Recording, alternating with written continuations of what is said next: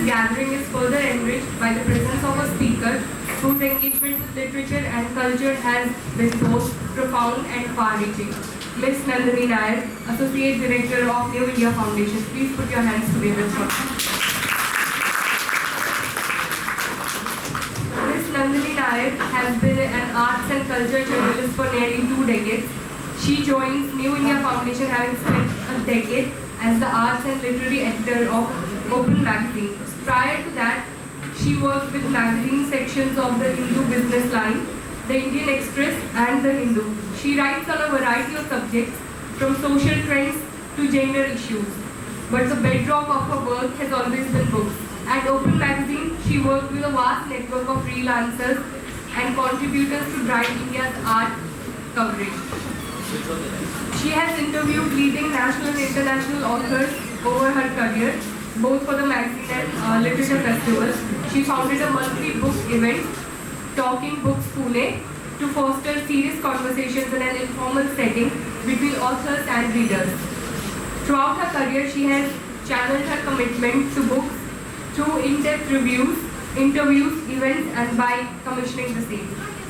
Over the last decade, to engage with the younger generation and to use writing and to use reading and writing as a means for critical thinking, she has taught a course element of writing to postgraduate students in Delhi, Leh, and Nigeria and other locations as well. She also has an MA in Arts and Culture Journalism from Columbia University, New York. Thank you so much for being here with us today.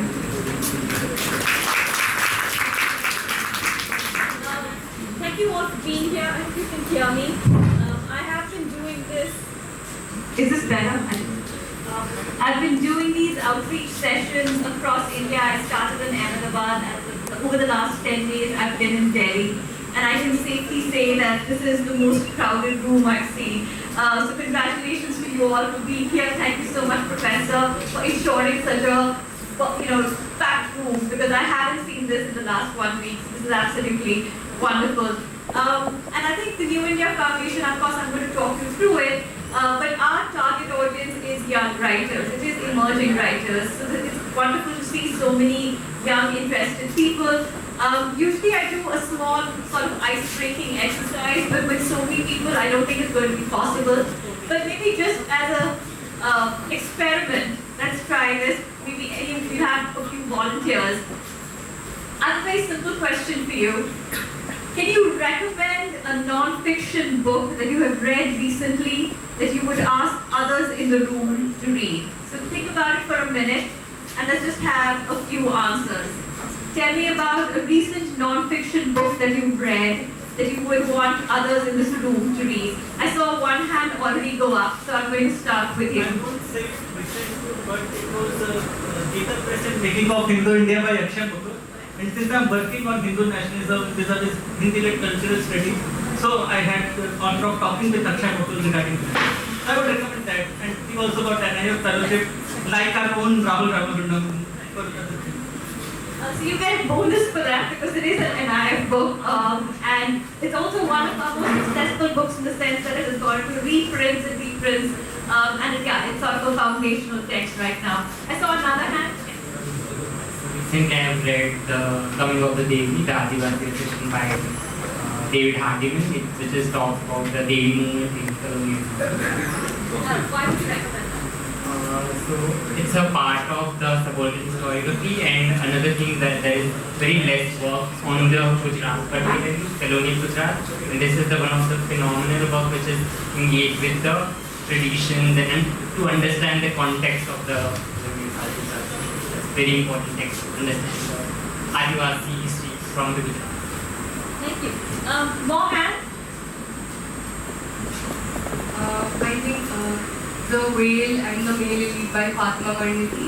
It talks about how women's rights have been appropriated by men, particularly in Islam. Like how everything is constructed by men, even the concept of hijab and everything else. So I think it's very important, not only for young Muslim women, but I think for every woman to read that book so that they can get to know more about women's rights in Islam. Thank you. Maybe a few more. Any hands from the back? A recent non-fiction book that you would want others in the room to read? Anybody?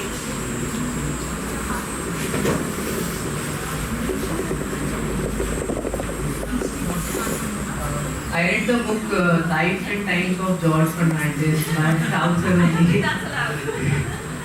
It is yours? Are you expecting a bonus mark or something? No, we talked about that book, and actually that book was very amazing.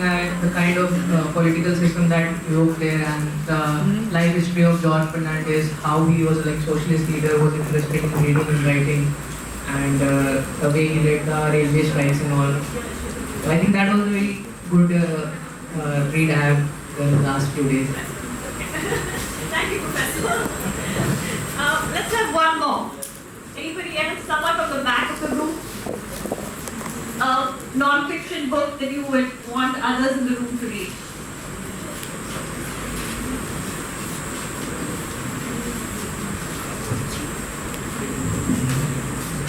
So basically, I was writing this research paper in our first semester, and it was basically a ancient text, and I had to do a trauma analysis on that. So I read Unclaimed Experience by Kathy Karu.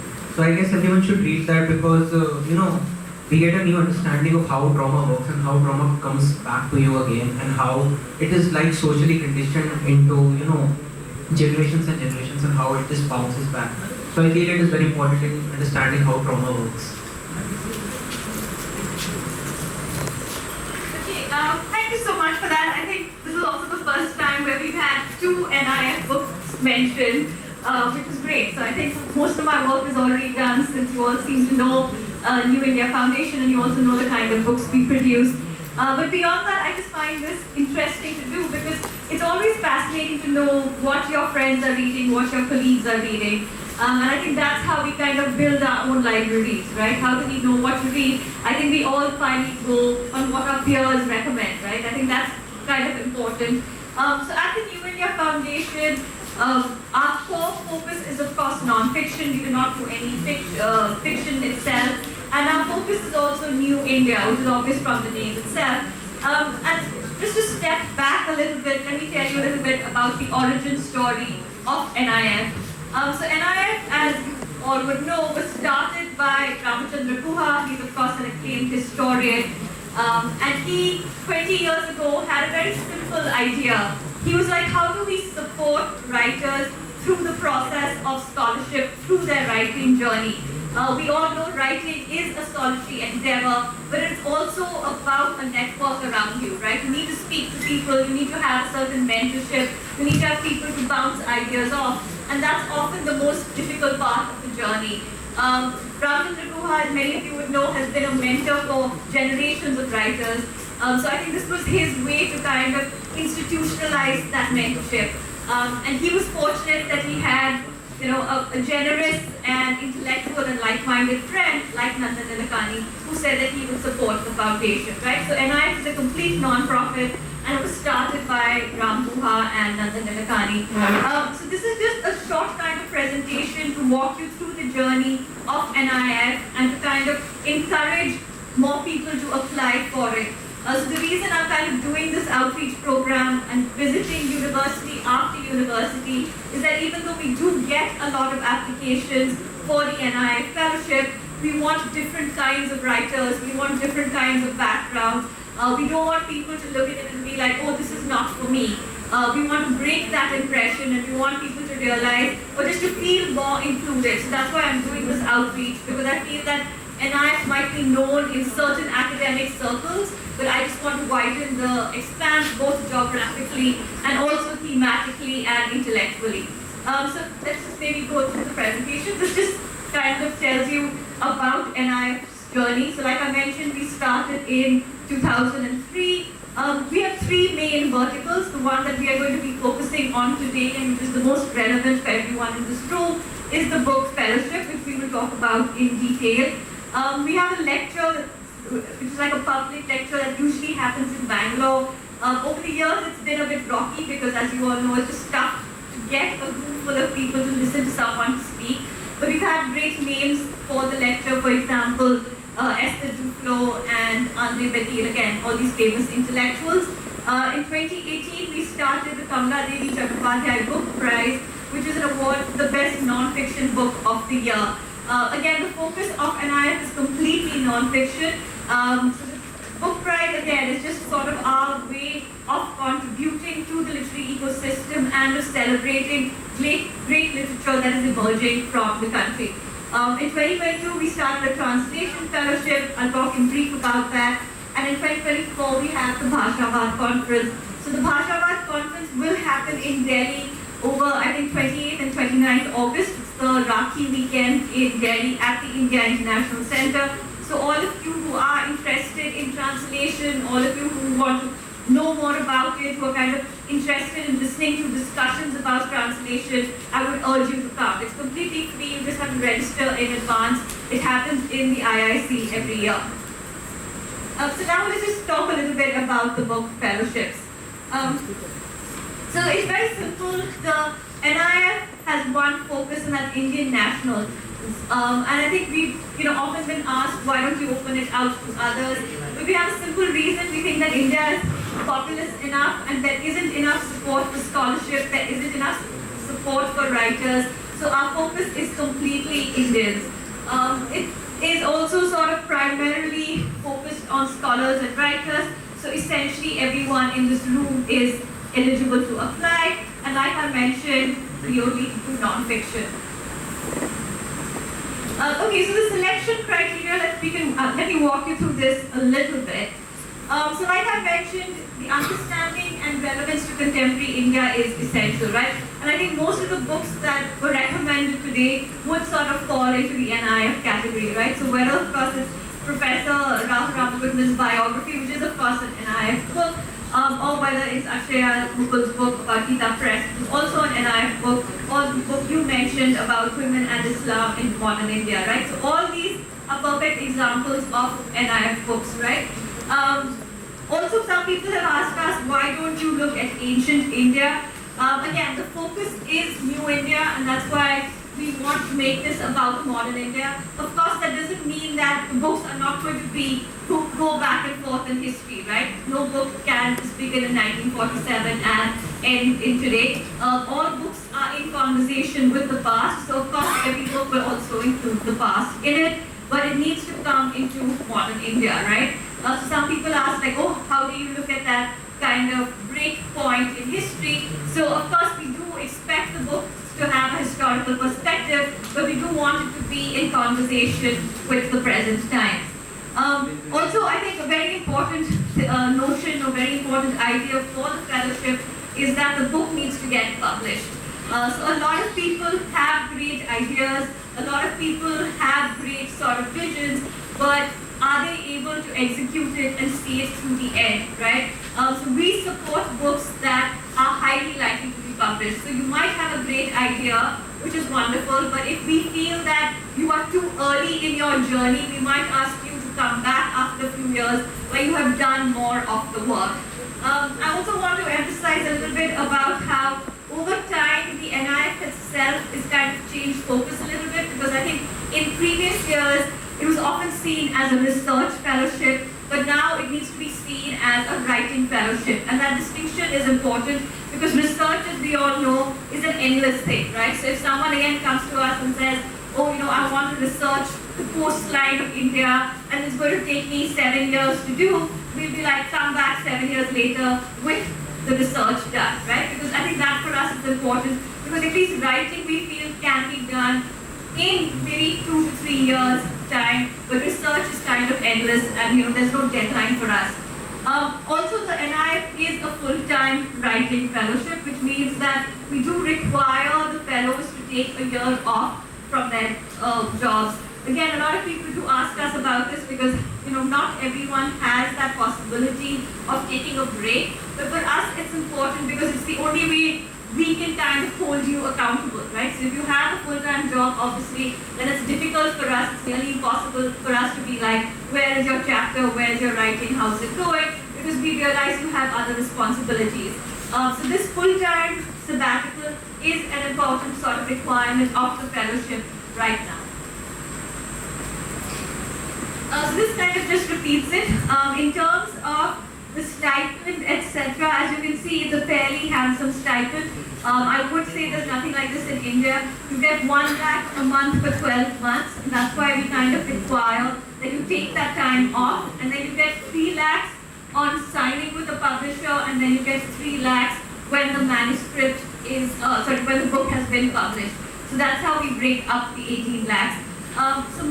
If you get the fellowship, you will get that 1 lakh unless, per month, unless we feel that no work is being done, right? That hasn't yet happened, and hopefully it will never happen. But if we feel that a fellow has got the scholarship but is just not doing the work, then we do have the discretion of withholding the money. Again, it hasn't happened, and hopefully it won't happen, right? But the 6 lakhs on submission, of course, that you will get only on deliverables. So when the manuscript is complete, you'll get 3 lakhs. And then when the book is finally published, you'll get another 3.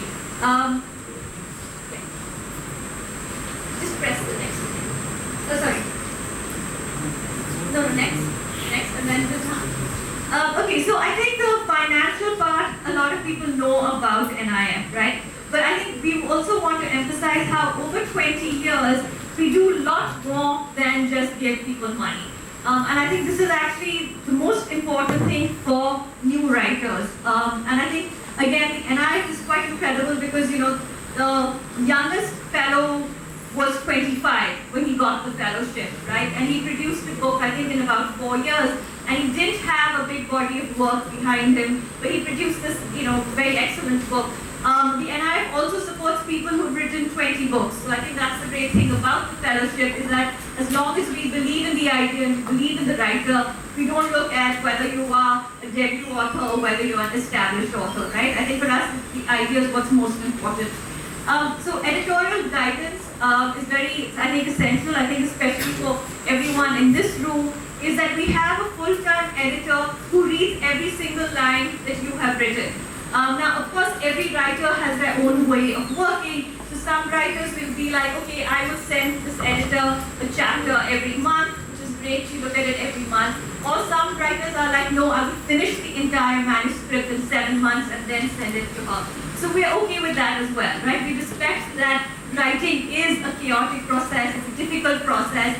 Everyone has their own way of doing it, but this ensures that by the time the manuscript reaches the publisher, it's fairly complete, right? Because an editor has already looked at it.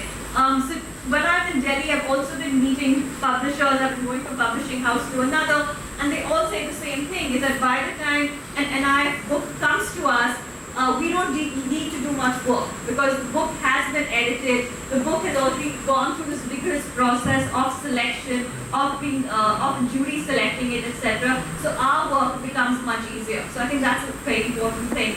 Like I mentioned, we have a publishing network already, but I also want to emphasize that the NIF fellowship allows fellows completely to decide which publisher they go with. So if they feel they want to go with an academic press, we are fine with that. If they want to go with a trade press, we are fine with that. The contract is only between the fellow and the publisher, and I am not involved in that process.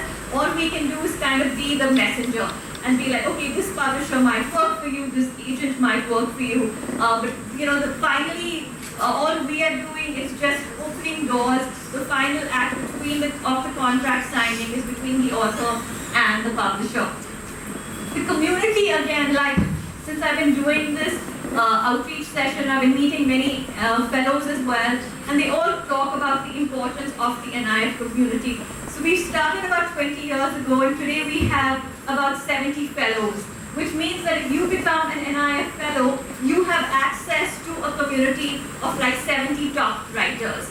And that's a very unique thing in India, right? Like again, writing is difficult, but here you have the opportunity to not just reach out to these people on email and they might help you in terms of mentorship. They've also gone through the similar process, but they might also help you with just things like, how do I access this article? How do I access this archive? Because again, everyone is sort of in the same stream flowing towards a final destination, which is the completion of a book.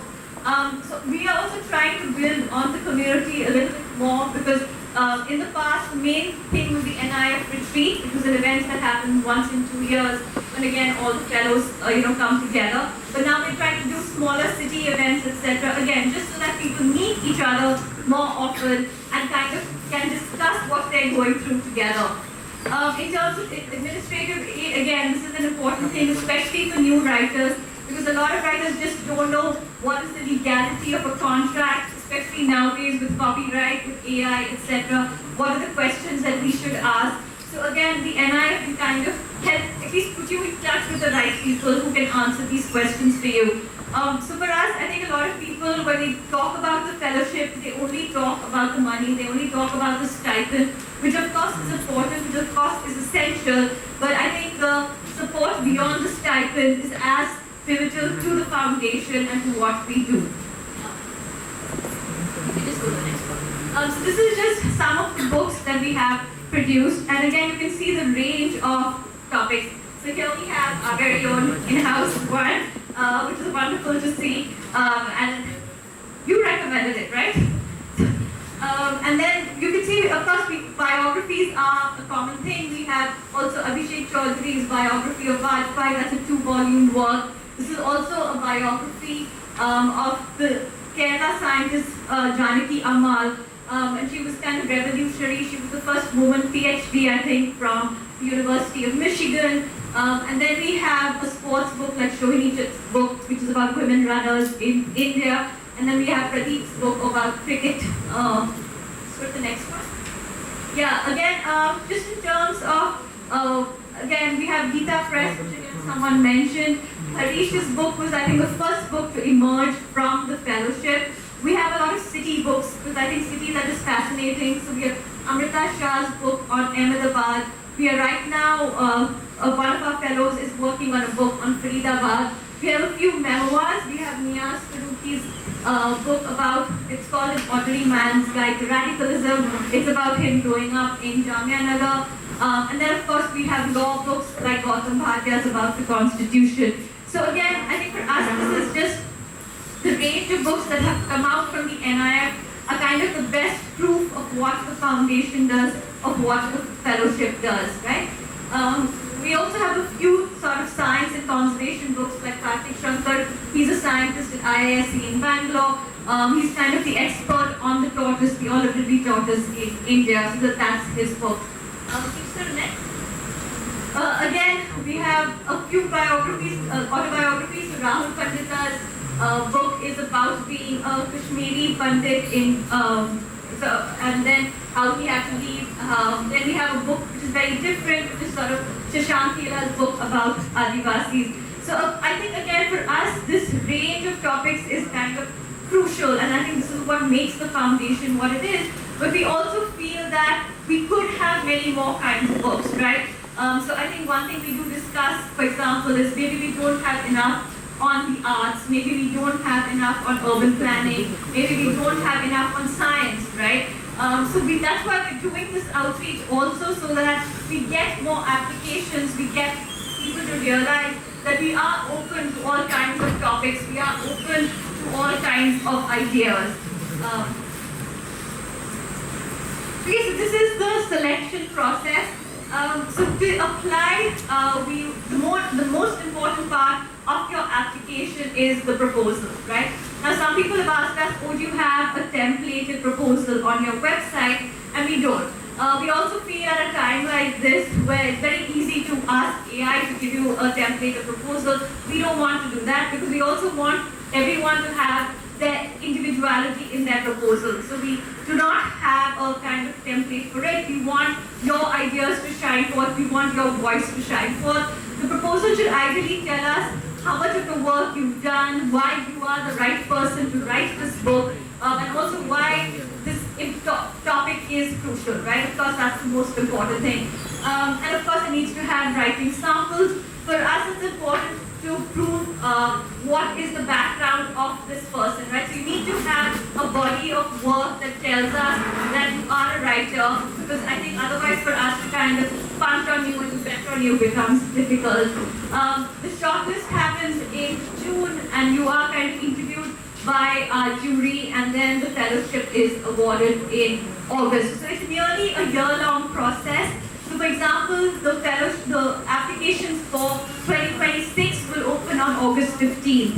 So if anyone is interested in applying, you have nearly 5 to 6 months to start thinking about it. We open applications on August 15th and we'll shut around end of November. So you have a 3-month period then, but if you are thinking of applying, you should start building your proposal right now. Can you just see this video works? So For me, the New India Fellowship was helpful in 2 ways. One was the fact that for me, the New India Fellowship was helpful. So this is just a very small clip by Neha Dixit, and instead of me telling you about the fellowship, this is a fellow speaking about it and why this kind of helped her. This book I would recommend to everyone in this room.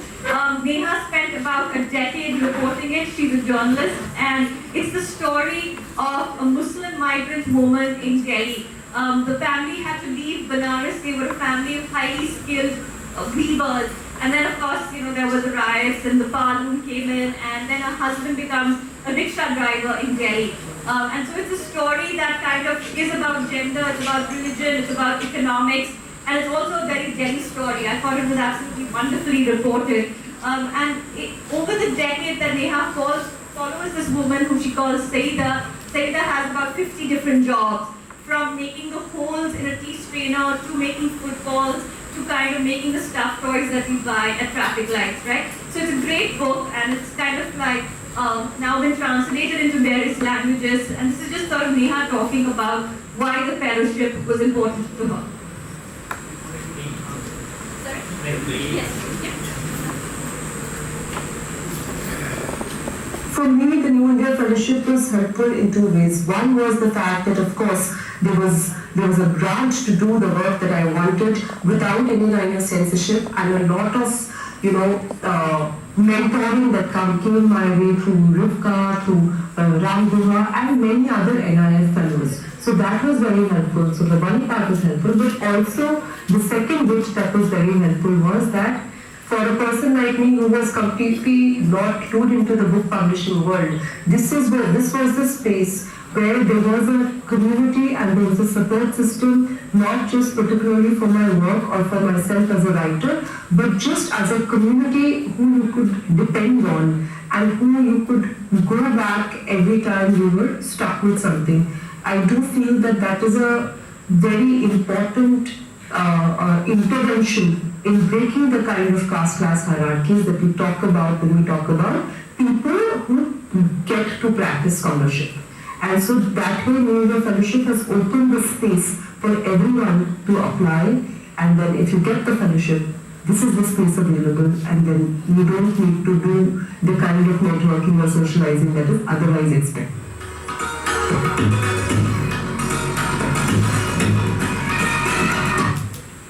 This is another fellow speaking. It's just about a 1-minute thing. And Pinato Topi, he's based in Nagaland.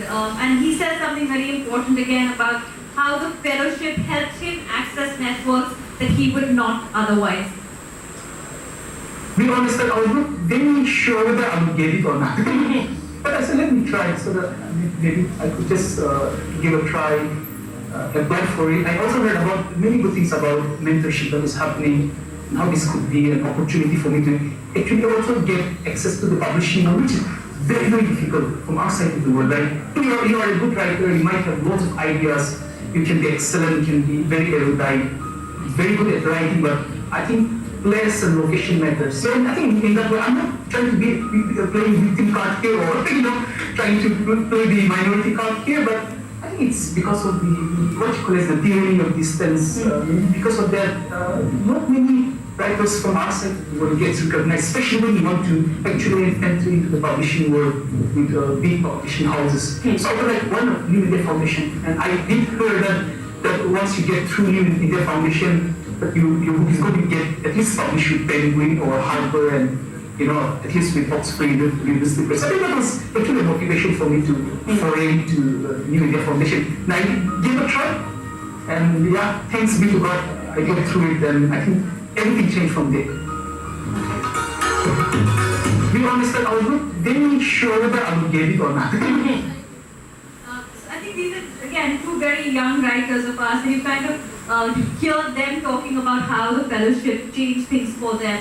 And I joined NIF, again, after 20 years in journalism, so I joined just last year. And what I found amazing is that when the fellows were announced last August in 2025, publishers immediately started reaching out to me saying, oh, does this book already have a publisher? Does this fellow already have an agent? Because soon as the names are published, publishers are interested, right? And that for an emerging writer, that for a debut writer is a huge thing. Because obviously publishers have realized that over time, NIF books are serious and meritocratic, and otherwise how do we discover new authors, how do we discover new voices?